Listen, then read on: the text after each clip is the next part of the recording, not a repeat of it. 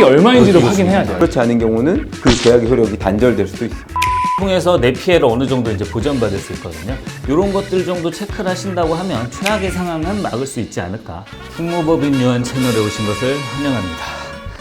요새 이제 금리가 오르는 여파로 자산 가격들이 엄청 내려가고 있죠. 그 중에서도 부동산 가격이 엄청 많이 떨어지고 있죠. 부동산 가격이 떨어지면 뭐 경제적으로 여러 여파가 있을 수 있는데 기본적으로 이제 우리나라에 굉장히 특이한 주거제도라고 할 수 있는 전세. 전세는 기본적으로 주택 가격 2억이니까 내가 한 1억 5천 정도는 내고 살아도 나중에 이 돈을 떼어먹힐 염려는 없겠다. 사실 이 전제에서 출발하는 거거든요. 근데 요즘 집값이 떨어지니까 이 집값이 어느 순간 되면 이 전세값보다 더 내려가는 경우들이 생긴단 말이야. 이런 경우 때문에 이제 곤란을 겪고 전세금을 반환을 못 받아서 생기는 문제들이 굉장히 많아요. 그래서 이제 여러 가지 뭐 물건 설정도 하고 뭐 전입신고도 하고 그리고 요새는 이제 여러 가지 국가기관에서 이제 보증을 하는 이제 전세 보증보험에 들기도 하는데 최근에 언론에 보도된 사건에 대한 얘기를 한번 해보려고 해요. 그 언론에 보도되기를 1139채의 빌라를 갖고 있는 빌라왕 이분이 사망을 했습니다. 이 빌라왕이 사망을 하는 바람에 이 1139채에 관련된 모든 법률 관계가 다 묶여버린 거예요. 그리고 이제 더 큰 문제는 지금 이 가족들이 물어봤는데 이거를 상속받을 생각을 안 한다는 거야. 그게 정말 문제야. 빌라왕 김모 씨가 지금 세금 체납한 액수가 엄청나더라고요.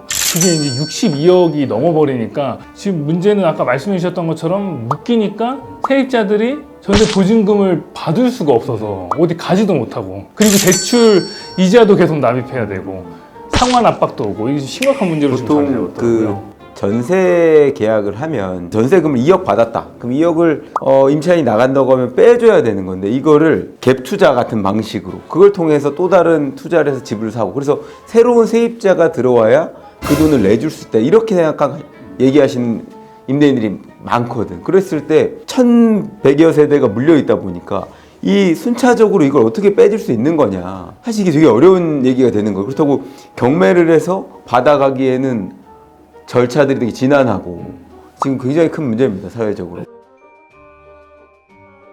그래서 오늘 이제 전세와 관련해서 깡통전세와 관한 이야기를 한번 해보려고 해요. 이 깡통전세 이면에는 이제 아까 유 변호사님이 말씀해주신 갭투자라는 게 이제 매칭이 되는데 내가 이 집을 사면서 이제 전세를 끼고 사는 거예요. 그렇죠? 내가 뭐 2억짜리 집을 사면서 1억 5천짜리 전세를 끼고 사면 나는 여기다 이제 5천만 원만 내면 된단 말이에요. 그럼 내 수중에는 어떻게 해요? 1억 5천 생기죠. 그럼 또 옆에 집에 가. 그럼 또 2억짜리 집이 나왔는데 전세를 끼면 난 얼마만 내면 돼? 5천을 또 내면 돼. 2억이 있으면 나는 5천 내서 갭 사이에 그 말한 갭만 비용 지불해가면서 네 채의 빚을 살 수 있어요. 사실 이 갭 투자가 어떻게 보면 좀 약간 양아치 같은 방법인 게 왜냐하면 투자를 할 때 이익을 볼 사람은 그 리스크도 내가 그 리스크만큼 감당을 해야 되는데 갭 투자의 경우에는 만약에 집이 이르면 야 나는 모르겠어 나는 재산이 없고 나는 갭 투자해서 했으니까 이 집 팔아서 네가 갔든가 이 집에서 네가 살든가 이러고 이 사람은 털고 나오면 된단 말이야. 갭 투자가 사실은 법에 위반되는 건 없고 뭐 자본주의 사회에서 얼마든지 이루어질 수 있지만 그런 갭 투자가 결국은 이렇게 집값의 하락기에 온다 그러면 이런 일들까지 생기고 결국은 이런 그 빌라왕 사태까지 발생하는 게 아닌가. 깡통 전세와 관련해서 부동산 값이 하락되는 측면도 있고 자 변호사님 얘기한 것처럼 갭 투자 방식으로 하다 보니까 충분한 자력이 없는 경우도 있고 또 임차인 입장에서 확인하지 못하는 선순위 권리들이 있을 수 있습니다. 근저당권 같은 경우야 부동산 등기부등본을 통해서 확인을 할 수 있겠지만 예를 들어 체납된 세금 그리고 알지 못하는 선순위의 임대차 보증금 이런 부분들을 알지 못하다가 나중에 막상 문제가 돼서 나는 전세권에 대해서 뭐 등기 설정을 했다거나 아니면 확정일자를 받아서 이거 경매를 통해서 내 금액만큼은 받을 수 있겠거니라고 생각했는데 알지 못했던 선순위 권리들로 다 배당하고 나니까 나는 실질적으로 받을 게 턱없이 부족하거나 없는 경우들이 왕왕 있다는 거죠.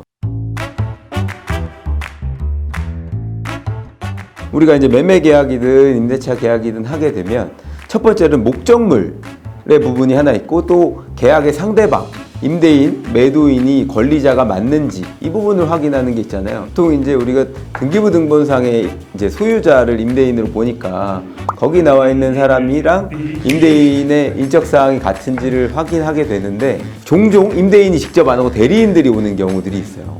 제가 지금 얼마 전에 수임한 사건에 대해서도 임대인은 직접 온 적이 없었고 인적 사항도 정확치가 않고 그 도장 자체도 인감도장이 날인된 게 아니라 막도장이 찍혀있는 성이 달라요.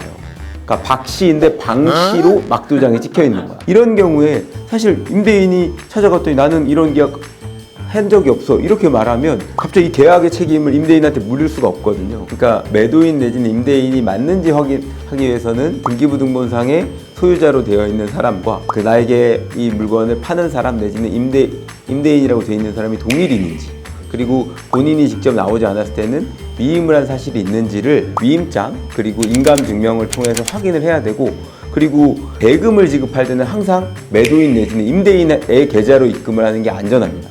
나는 이 사람이 계약자이니까 계약자의 계좌로 입금했다, 이 부분이 있어야 나중에 문제가 생기더라도 정당한 이유로 인해서 계약의 효력을 그 사람한테 미치게 할 수 있는데, 그렇지 않은 경우는 그 계약의 효력이 단절될 수도 있습니다.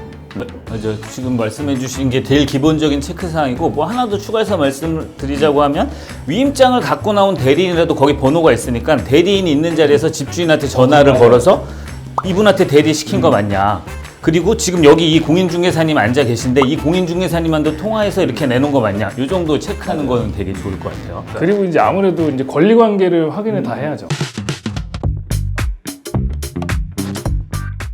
뭐 근저당권이 설정돼 있는지, 그리고 이제 뭐 체납된 것 때문에 뭐 압류가 들어온 건 없는지, 이런 건 무조건 확인하시고 이거에 대해서 어떻게 할 것인지 확정을 받으셔야 돼요. 그리고 이거는 특약사항에 무조건 넣으셔야 되고, 그리고 이거 되게 한 가지 중요한 건데, 다가구 주택의 경우에는 하나의 건물 안에 이제 여러 세입자들이 있는 경우잖아요. 소유자가 한 명이고.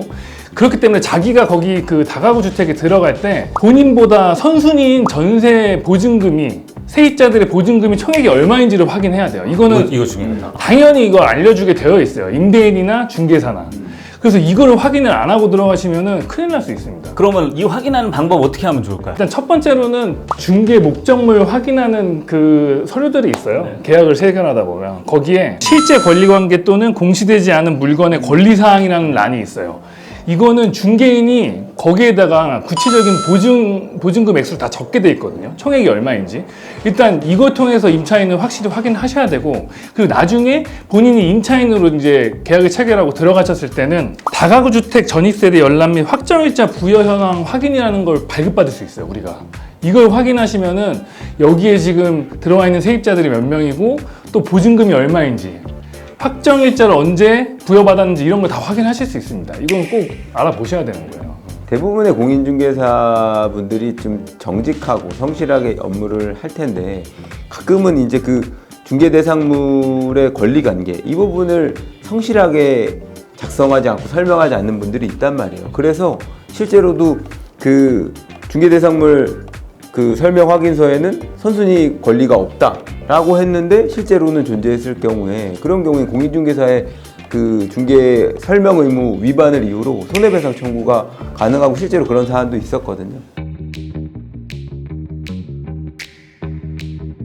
이제 만약에 중개를 통해서 이제 계약을 하시게 되면 나중에 그 공제증서를 발급받아서 주는지 그걸 꼭 확인하셔야 돼요. 만약에 그걸 안 한 사람이라고, 그걸 안 준다, 그 서류를 안 준다라고 하면 정식으로 등록된 공인중개사 아닐 수도 있지 않을까라는 의심을 이건 하셔야 되는 거예요. 그렇죠. 그 공제증서가 이제 중요한 이유는 이제 이런 사기 사건이 터졌을 때 공인중개사가 가입한 보험을 통해서 내 피해를 어느 정도 이제 보전받을 수 있거든요.